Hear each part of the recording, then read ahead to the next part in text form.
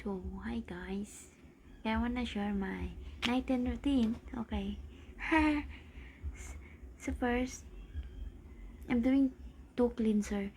So this one is the like oil cleanser. Yeah, the first one. Yeah, like rub. Then wash it, of course. Wash it. And the next is the second cleanser. Like like a liquid soap. Then wash. And then that's the like the look after the two cleansers.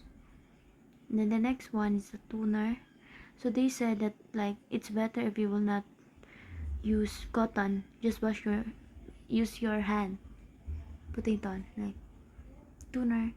And the next one is a serum, of course. Dip. Of course, apila na ang liog. The next one is cream. Liog. Yan. And then mask, face mask. Yeah, like that. Liog. Yeah. And then, of course, kadag eye bags. Eye mask. Bilangin ako ibabaw. Ambot lang. Basta bilang ako. And then, the last one, lip mask. Kaya, back. Manang last. Nagdadagan kay arte. Nga, di man takay nanay sa una. Pero, sige na, bye-bye na, Nga na, nagana siya. Bye-bye.